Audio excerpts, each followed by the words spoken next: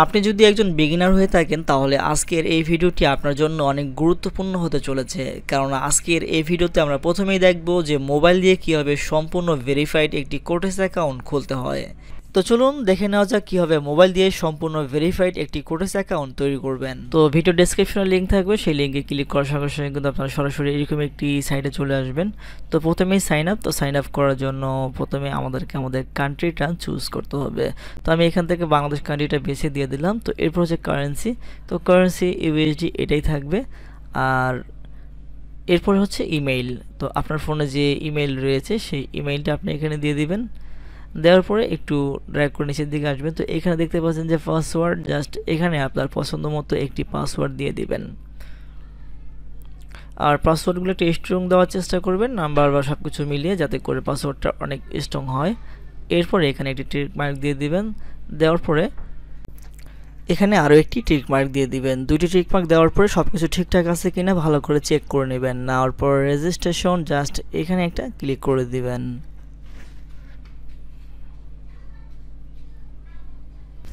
এরপর আপনার সামনে ঠিক এভাবে আসবে।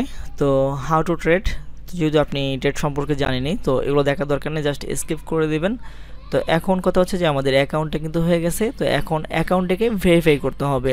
তো অ্যাকাউন্টটাকে ভেরিফাই করার জন্য আমাদেরকে এখন যেটা করতে হবে সেটা হচ্ছে যে, তো প্রথমে আমাদেরকে জিমেইল ভেরিফাই করতে হবে। তো জিমেইল ভেরিফাই করার জন্য আপনারা আগে জিমেইলে চলে যাবেন। তো যাওয়ার পরে সেখানে একটি অলরেডি লিঙ্ক দেখতে পারবেন, যেটা অলরেডি কোটেক্স থেকে পাঠিয়ে দিয়েছে ইমেইল ভেরিফিকেশন করার জন্য। কনফার্ম দ্য ইমেইল, এখানে একটি ক্লিক করে দিবেন। দেওয়ার সঙ্গে সঙ্গে কিন্তু আপনার সামনে ঠিক এভাবে আসবে। তো যেহেতু অলরেডি আমরা একটি অ্যাকাউন্ট খোলার জন্য এই ইনফরমেশনগুলো দিয়েছি, তো এখান থেকে আমরা রেজিস্ট্রেশনে নয়, জাস্ট লগইনে ক্লিক করব। লগইনে ক্লিক করে আমরা আমাদের ইমেইল এবং পূর্বে যে পাসওয়ার্ডটি দিয়েছিলাম সেই পাসওয়ার্ডটি আমরা এখানে দিয়ে দিব। দিয়ে দেওয়ার পরে সাইন ইনে ক্লিক করে দিব।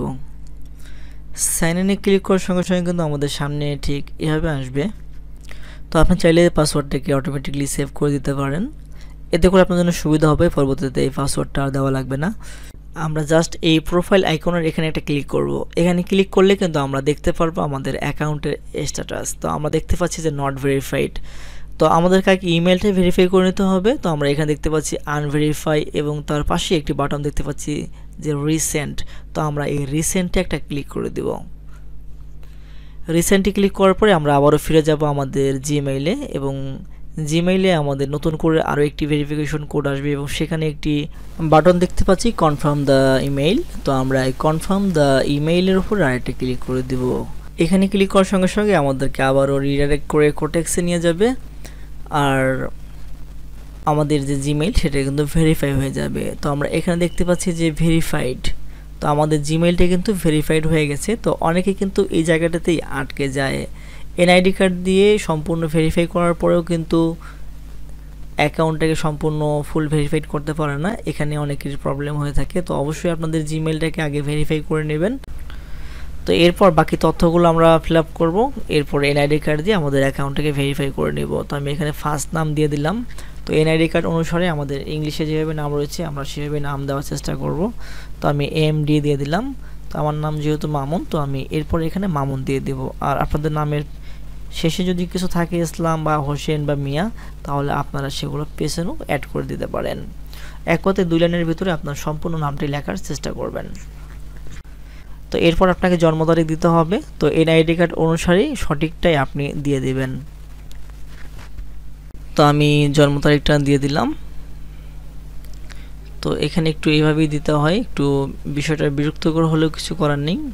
তো এভাবে আপনারা দিয়ে দিবেন।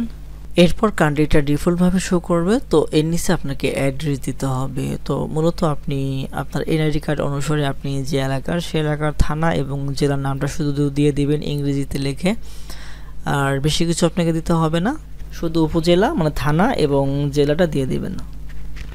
দেওয়ার পরে জাস্ট সেভে একটা ক্লিক করে দিবেন। তো আপলোড ডকুমেন্টের উপর আমরা একটা ক্লিক করে দিব। দেওয়ার পরে আমাদেরকে সামান্য কিছু সময় অপেক্ষা করতে হবে।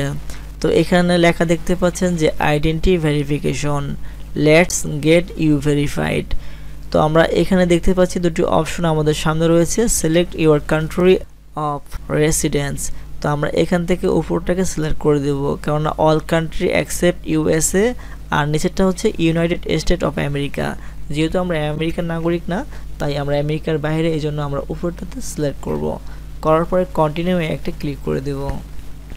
এরপর আপনার সামনে ঠিক এভাবে আসবে আইডি কার্ড, পাসপোর্ট এবং রেসিডেন্স পারমিট এবং ড্রাইভিং লাইসেন্স। তো এখান থেকে আমরা আইডি কার্ডটি সিলেক্ট করে দিব। দেওয়ার পরে আমরা দেখতে পাচ্ছি যে এনআইডি কার্ড আপলোড দেওয়ার জন্য ঠিক আমাদের সামনে এভাবে আসবে।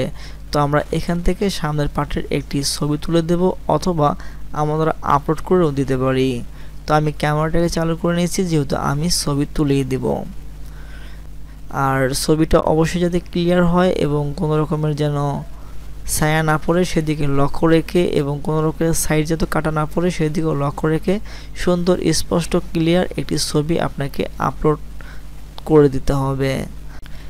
একইভাবে ব্যাক সাইডের একটি পিক দেওয়ার জন্য আমি আবারও এখানে ক্লিক করলাম, করার পরে ক্যামেরায় ক্লিক করে নিলাম। করার পরে আমি ব্যাক সাইডের একটি ছবি তুলে দিচ্ছি।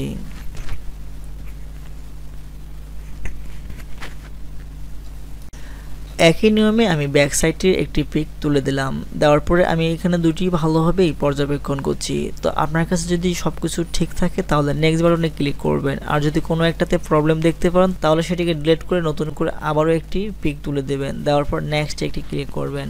এখানে ক্লিক করার সঙ্গে সঙ্গে আপনার এনআইডি কার্ডটা স্ক্যানিং করবে, এবং সবকিছু ঠিক থাকলেই কয়েক সেকেন্ডের মধ্যেই তারা কিন্তু আপনার অ্যাকাউন্টটাকে ভেরিফাই করে দেবে।